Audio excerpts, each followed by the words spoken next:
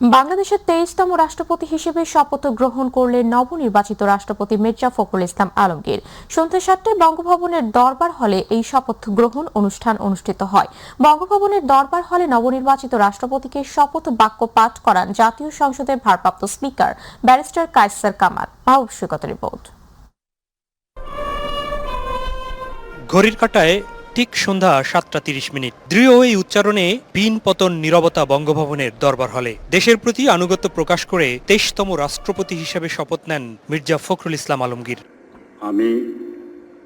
আমি মির্জা ফখরুল ইসলাম আলমগীর সশ্রদ্ধ চিত্তে শপথ বা দৃঢ়ভাবে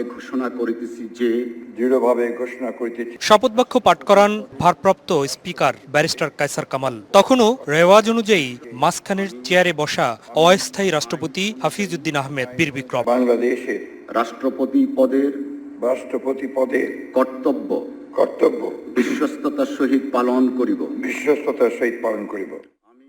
শপথ অনুষ্ঠানে দেশের সব শ্রেণীর প্রতিনিধিত্বশীল মানুষ এবং কূটনৈতিকদের সাথে অংশ নেন প্রধানমন্ত্রী তারেক রহমান। মুহুর্মুহুর করতালির মধ্যে শেষ হয় শপথ বাক্য।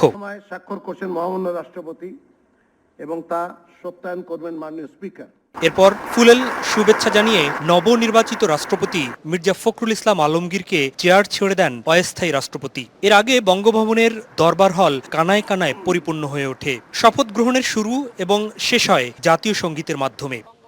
অনুরাগ কিংবা বিরাগের ঊর্ধ্বে উঠে দেশের প্রতি শতভাগ আনুগত্যের শপথ নিয়ে 23তম রাষ্ট্রপতি হিসাবে দায়িত্ব গ্রহণ করলেন সব্যসাচী রাজনীতিবিদ মির্জা ফখরুল ইসলাম আলমগীর। দেশের সংবিধানকে অক্ষুণ্ণ রাখা এবং অভিভাবক হিসাবে দেশের সকল সংকটে যেমন তিনি ঢাল হয়ে দাঁড়াবেন, তেমনি দেশকে অনন্য উচ্চতায় এগিয়ে নিতেও তিনি ভূমিকা রাখবেন, এমনটাই প্রার্থনা হচ্ছে দেশের সকল মানুষের। মাহবুব সৈকত, মাই টিভি, বঙ্গভবন, ঢাকা। প্রধানমন্ত্রী তারেক রহমানের নেতৃত্বাধীন সরকারের মন্ত্রিসভায় নতুন করে 5 জন যুক্ত হয়েছেন। আর আগে প্রতিমন্ত্রী থাকা 1 জন মন্ত্রী হয়েছেন। সব মিলিয়ে আজ বঙ্গভবনে শপথ নিয়েছেন 6 মন্ত্রী প্রতিমন্ত্রী। এদের মধ্যে 4 জন মন্ত্রী আর 2 জন প্রতিমন্ত্রী।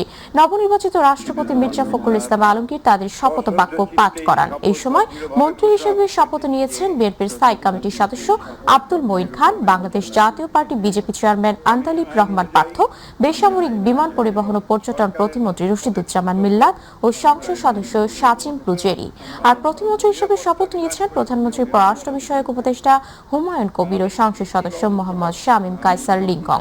জানা গেছে স্থানীয় সরকার মন্ত্রণালয়ের দায়িত্ব পেতে যাচ্ছেন বিএনপির অন্যতম জ্যেষ্ঠ নেতা মঈন খান।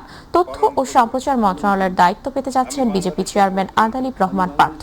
বিএনপি নির্বাহী কমিটির সদস্য শাচিম প্রুজেরি পার্বত্য চট্টগ্রাম বিষয়ক মন্ত্রণালয়ের মন্ত্রী হচ্ছেন। আর শামীম কায়সার লিংকং ধর্ম মন্ত্রণালয়ের প্রতিমন্ত্রীর দায়িত্ব পেতে যাচ্ছেন। রশিদুজ্জামান মিল্লাত বেসামরিক বিমান পরিবহন ও পর্যটন মন্ত্রণালয়ের মন্ত্রী হচ্ছেন।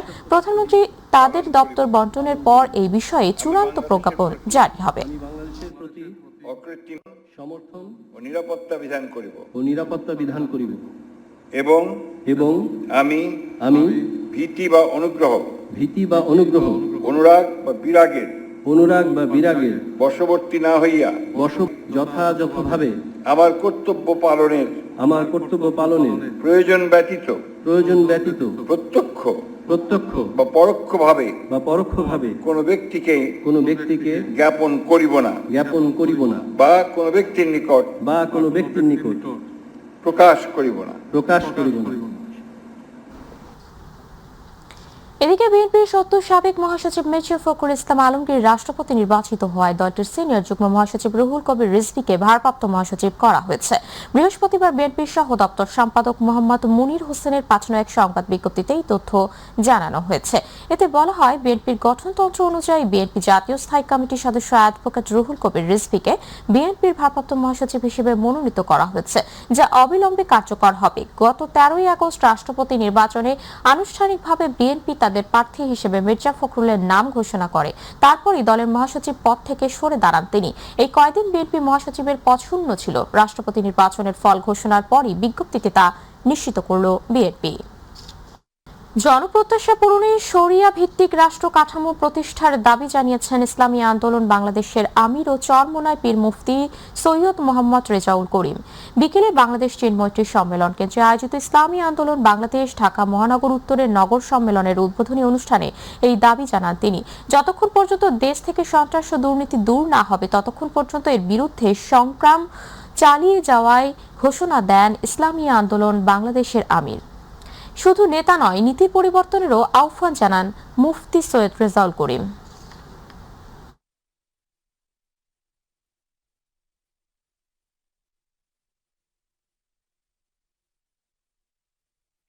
এই দেশের আমি সন্তান, আমি বারবার বলছি, আজকেও বলছি, যতক্ষণ পর্যন্ত দুর্নীতিবাজ এবং যারা নাকি স্বার্থান্বেষী মহল এদেরকে ক্ষমতার মসনদ থেকে সরানো না যাবে ততক্ষণ পর্যন্ত বক্তব্য রাখবো, জীবন দেব, রক্ত দেব, দেশের পরিবর্তন আসবে না। এই জন্যই আমি সকল প্রদত্ত আহ্বান জানছি, আসেন, ইসলাম এমন এক নীতি আদর্শ, যে নীতি আদর্শের মাধ্যমে একটা পিপিলিকার পর্যন্ত তার স্বাধীনতার নিশ্চয়তার গ্যারান্টি রয়েছে। রাজধানীর জেনেভা ক্যাম্পের আলোচিত শীর্ষ সন্ত্রাসী ও মাদক কারবারি চুয়া সেলিমকে গ্রেপ্তার করেছে র্যাব-2। হত্যা ও মাদক সহ বিভিন্ন অভিযোগে তার বিরুদ্ধে রয়েছে 36টি মামলা। সকালে র্যাব-2 এর ব্যাটালিয়ন সদর দপ্তরের সংসদ সম্মেলনে এই তথ্য জানান র্যাব-2 এর অধিনায়ক নয়মুল হাসান। তিনি বলেন, গোয়েন্দা তথ্যের ভিত্তিতে রাজধানীর জেনেভা ক্যাম্পের একটি গোপন স্থানে অভিযান চালিয়ে শীর্ষ সন্ত্রাসী ও মাদক কারবারি মোহাম্মদ সেলিম আশরাফি ওরফে চুয়া সেলিমকে গ্রেপ্তার করা হয়। এ সময় তার কাছ থেকে একটি পিস্তল, 2 রাউন্ডের তাজা গুলি এবং মাদকসহ আটক করে র্যাব। র্যাবের দাবি, দীর্ঘদিন ধরে জেনেভা ক্যাম্প ও আশপাশের এলাকায় মাদক ব্যবসায়ী সিন্ডিকেট, মারামারি ও বিভিন্ন অপরাধের পৃষ্ঠপোষকতা ও নিয়ন্ত্রণ করে আসছিলেন চুয়া সেলিম। তার বিরুদ্ধে হত্যা চেষ্টা, মাদকদ্রব্য নিয়ন্ত্রণ, বিশেষ ক্ষমতা, বিস্ফোরক ও সরকারি কাজে বাধা দান সহ মোট 36টি মামলা রয়েছে। র্যাব-2 এর একটি আভিযানিক দল বিশেষ অভিযান পরিচালনা করে জেনেভা ক্যাম্পের গোপন স্থান হতে মোহাম্মদ সেলিম আশরাফিকে একটি 7.65 বিদেশি পিস্তল, 2 রাউন্ড তাজা গুলি ও 110 গ্রাম হেরোইন সহ গ্রেপ্তার করে। দীর্ঘদিন যাবত রাজধানীর জেনেভা ক্যাম্প ও পার্শ্ববর্তী এলাকাসমূহে মাদক ব্যবসায়ী, ছিনতাই, খুন, মারামারি ও বিভিন্ন অপরাধের প্রধান পৃষ্ঠপোষক, নিয়ন্ত্রণ করে আসছিল এই চুয়া সেলিম। আসামি চুয়া সেলিমের নামে ডিএমপির মোহনপুর থানায় হত্যা চেষ্টা ও খুনের 60টি, মাদকদ্রব্য আইনে নিয়ন্ত্রণ আইনে 14টি, বিশেষ ক্ষমতা আইনে 13টি, বিস্ফোরক আইনে 1টি এবং দাঙ্গা সরকারি কাজে বাধা দেওয়া 1টি মামলা সহ মোট 36টি মামলা হয়েছে। নিত্যপণ্যের বাজারে মিলছে না কোনো স্বস্তির খবর। কাঁচামরিচ ও ডিমের পর এবার নতুন করে বেড়েছে প্যাকেটজাত আটা ও চিনির দাম। রাজধানীর বিভিন্ন বাজার হুট করেই প্যাকেটজাত আটার দাম কেজিতে 5 থেকে 10 টাকা পর্যন্ত বাড়ানো হয়েছে। পাশাপাশি সাপ্তাহিক ছুটির দিনে চড়া রয়েছে পৌত্রী ও মাছের বাজার। ফলে আয়ের সাথে ব্যয়ের সঙ্গতি মেলাতে গিয়ে চরম বিপাকে পড়েছেন সাধারণ ও নিম্ন আয়ের ক্রেতারা। বিস্তারিত শবনম অবনীর প্রতিবেদনে। ছুটির দিনে রাজধানীর বাজারে বেড়েছে ক্রেতাদের উপস্থিতি। কিছু সবজির দাম কমলেও বেশিরভাগ সবজি বিক্রি হচ্ছে 60 থেকে 80 টাকা কেজি দরে। সবচেয়ে বেশি দামে বিক্রি হচ্ছে বেগুন, আর তাই সবজি সহ নিত্য প্রয়োজনীয় পণ্যের দাম কিছুটা কমানোর দাবি ক্রেতাদের। 160 টাকা হয়েছে বেগুনের কেজি, এইভাবে কেনা যায়? সব সবজির দাম বেশি, সিমের দাম বেশি, সব প্রতিদিনই দাম বৃদ্ধি, মানুষের নাগালের বাইরে চলে যাচ্ছে, মানুষ মানে অসহায় হয়ে যাচ্ছে আর কি। প্রচুর মুখে 60 টাকা 50 টাকা বিক্রি করি, একই দাম আগের দামে আছে। এদিকে বিক্রেতারা বলছেন, চালের দাম অপরিবর্তিত থাকলেও বেড়েছে ডাল ও চিনির দাম। নতুন করে বেড়েছে কিছু টয়লেট্রিজ পণ্যের দাম। গ্যাস নাই, যার কারণে মাল উৎপাদন করতে পারতেছে না, এই কারণে চিনির দামটা অনেক বেশি। তবে বেশিরভাগ বাড়ছে সাবানের আইটেমগুলি, যেমন হুইল পাউডার, রিন পাউডার, এগুলি অতিরিক্ত দাম বাড়ছে। অন্যদিকে সরবরাহ স্বাভাবিক থাকলেও অসন্তোষ রয়েছে মাছ ও মুরগির দামে। বেড়েছে ডিমের দামও। মাছ কিনছি 300 টাকার মাছ 350 টাকা, ওই টমেটো 80 টাকা, 120 টাকা নিল। যে রুই মাছ আমরা 450-400 টাকা কেজি কিনছি, সেটা আজকে দেখলাম 700 টাকা করে কেজি কিনছি। আর সোনালিটা নিয়েছিলাম হলো আজকে নিচ্ছি হলো আপনার 330, ওইটা ছিল 310 টাকা ছিল। প্রত্যেকটারে 10-20 টাকা করে বাড়তি। মুরগির যে খাদ্য তো টাকা কিনতে হয় বেড়াদের, খরচ যায় বেশি, কস্টিংটা বেশি যায়, এই কারণে দামটা মূলত বেশি। সরবরাহ স্বাভাবিক থাকলেও পণ্যের দামে স্বস্তি নেই ক্রেতাদের। বাজার সিন্ডিকেট নিয়ন্ত্রণের পাশাপাশি নিয়মিত বাজার মনিটরিংয়ের দাবি তাদের। শবনম অবনী, মাই টিভি, ঢাকা। রোহিঙ্গা অনুপ্রবেশ, মাদক ও চোরাচালান ঠেকাতে উখিয়া টেকনাফ সীমান্তে প্রায় ১ দশক আগে শুরু হয় পোল্ডার পুনর্বাসন ও সীমান্ত সড়ক নির্মাণ প্রকল্প। ১৪২ কোটি টাকা ব্যয়ে শুরু হওয়া প্রকল্পের ব্যয় বেড়ে দাঁড়িয়েছে ৪১৫ কোটি ৫৮ লাখ টাকা, অথচ কাজ হয়েছে মাত্র ৫৪%। এরই মধ্যে পানি নিষ্কাশনের সুইচ গেট নির্মাণ নিয়ে দেখা দিয়েছে বিরোধ। স্থানীয়দের দাবি, সুইচ গেটের পরিবর্তে নির্মাণ করতে হবে ব্রিজ। অভিযোগ রয়েছে এই বিরোধের পেছনে সীমান্ত কেন্দ্রিক মাদক ও চোরাচালান চক্রের স্বার্থও থাকতে পারে। কক্সবাজার প্রতিনিধি এম শাহ আলমের রিপোর্ট, জানাচ্ছেন এস এম আরিফ।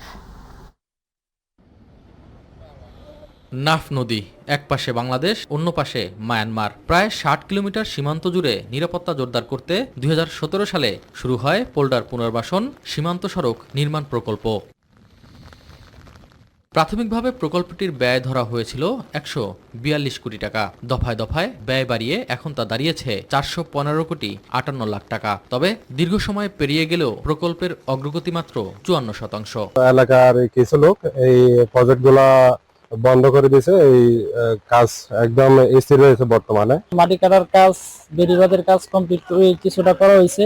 আমরা চাইতেছি যে দ্রুত যাতে কাজটা শুরু করা হয়। এরই মধ্যে পানি নিষ্কাশনের জন্য সুইচ গেট নির্মাণকে কেন্দ্র করে দেখা দিয়েছে জটিলতা। স্থানীয়দের অভিযোগ, সুইচ গেট নির্মাণ হলে যোগাযোগ ও পানি চলাচলে সমস্যা তৈরি হতে পারে। গেটের পরিবর্তে ব্রিজ নির্মাণের দাবি তাদের।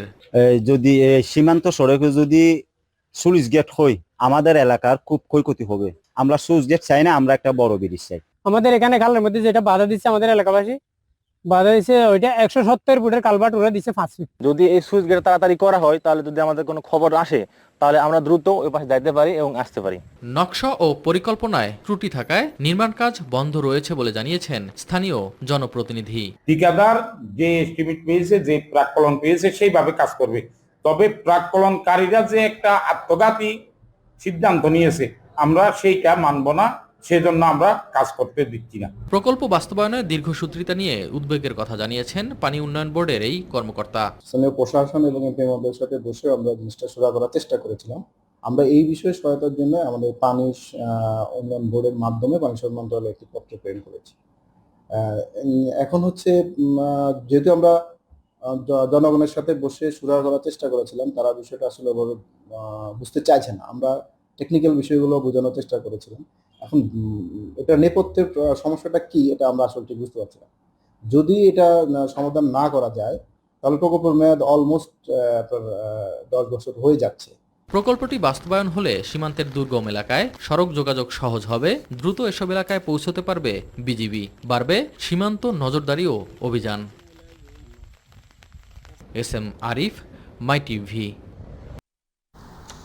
পদ্মা সেতুর সুফলে গাড়ি বেড়েছে কয়েক গুণ, বাড়েনি সড়কের সক্ষমতা, তাই 2 লেনের ভাঙা সরু সড়ক হয়ে উঠছে মৃত্যুপুরী। ভাঙা থেকে কুয়াকাটা পর্যন্ত সড়ক নিরাপদ করতে এখন আর 6 লেন নয়, 4 লেনেই খুশি এই অঞ্চলবাসী। এক বিভাগ আর 5 জেলার জন্য বাড়তি অর্থ অপচয় না করে দ্রুত অন্তত 4 লেনের প্রস্তাবও দিচ্ছে পরিকল্পনাবিদরা। ঝুঁকিপূর্ণ ঢাকা বরিশাল মহাসড়ক ঘুরে পারভেজ রাসেলের রিপোর্টে বিস্তারিত। ভাঙা থেকে বরিশাল হয়ে কুয়াকাটা পর্যন্ত মহাসড়কটি খানাখন্দে, সরু আর ঝুঁকির কারণে আজ পরিণত হয়েছে মৃত্যুকূপে। পরিসংখ্যান বলছে গত 5 বছরে এই সড়কে প্রাণ হারিয়েছে 50 জন আর আহত শতাধিক। নিরাপদ এবং 6 লেনের সড়ক নির্মাণের দাবিতে উত্তাল ছিল গোটা দক্ষিণাঞ্চল। তবে প্রতিদিনই সড়কটি দানবে পরিণত হওয়ায় সরকারের কাছে অন্তত 4 লেন করার দাবি ভুক্তভোগীদের। অন্ততপক্ষে প্রাথমিক অবস্থা না হয় 4 লাইন আমাদের সড়ক একান্তই প্রয়োজন। নিম্নে মনে করেন যে যদি 4 লাইন না হয়, রাস্তা যে হারে গাড়ি চলে পদ্মা সেতু হিসাবে এই রাস্তাটা হয় না, ঠিক আছে। পরিকল্পনাবিদরা বলছেন 6 লেন করলে করতে হবে সার্ভিস লেন। ভূমি অধিগ্রহণ, যার প্রভাব পড়বে কৃষি জমি, ধ্বংস হবে অসংখ্য খাল, ব্যয় হবে সরকারের অতিরিক্ত অর্থ। চাকা পাঞ্চার হয়ে গেছে অবস্থা, আমি গাড়িটা কত কষ্ট করে নিছি, আমার আইন কথা আরো 2 ঘন্টা আগে, এখন আমার 2 ঘন্টা আরো লেট হয়েছে, মানে এই পরিস্থিতি। আমার জীবনের ঝুঁকি নিয়ে আসতে হয়। আমি দায় দাবি ছাড়াই তারপর বাসা থেকে বের হই। অথচ 96 ফুট হলেই হবে 4 লেন সড়ক, যা ইতিমধ্যে সড়ক বিভাগের অধিগ্রহণের মধ্যে রয়েছে। তাই পরিবহন খাত ও নিরাপদ সড়ক গড়তে দ্রুত চায় এর বাস্তবায়ন। 6 লেন হওয়ার কথা ছিল, অন্তত 4 লেন করে দেওয়া উচিত, কারণ বরিশালের মানুষ, বাকেরগঞ্জের মানুষ এবং খুলনার মানুষজন এই রাস্তা দিয়ে আসা যাওয়া করে। কৃষি বাঁচাতে সার্ভিস লেন বাদে ভাঙা থেকে কুয়াকাটা পর্যন্ত 4 লেনই যথেষ্ট দাবি এই সড়ক ঠিকাদারের। 1,47,000 বর্গ কিলোমিটারের দেশ, আমরা যদি খালি 6 লেন 4 লেন সড়ক করে আমরা আমাদের ভূমি নষ্ট করে দিই, তাহলে আমাদের কৃষি জমি থাকবে না। 4 লেন বা 6 লেন যেটাই হোক, সেটা বাস্তবায়নের আগে ফিজিবিলিটি স্টাডি প্রয়োজন বলেন নির্বাহী কর্মকর্তা। আজকে থেকে 5 বছর আগে ওজন প্রদর্শিত হওয়ার আগে যে ট্রাফিক ছিল সেই তুলনায় এখন প্রায় আমার মনে হয় এক্সপোনেনশিয়ালি জিনিসটা ম্যাসিভ আকারে গ্রো করছে। তো যখন 6 লেন হবে তখন এখানে কি পরিমাণ শিল্পায়ন হবে, নগরায়ন হবে, প্লাস অর্থনৈতিক কর্মকাণ্ড এখানে জড়িত হবে, তার উপরে কিন্তু অনেক কিছু তখন ডিপেন্ড করবে। এক বিভাগ এবং 4 জেলার যোগাযোগের মাধ্যম এই সড়ক। কয়েক বছরে পরিবহন বেড়েছে কয়েক গুণ, তাই পরিণত হয়েছে মৃত্যু ফাঁদে। তাই এ সরকার 6 লেন না হলেও অন্তত যেন 4 লেন করে, তবেই নিরাপদ হবে সড়ক। এ প্রত্যাশাই আমাদের সবার। Parvez Rasel, my TV, Barishal.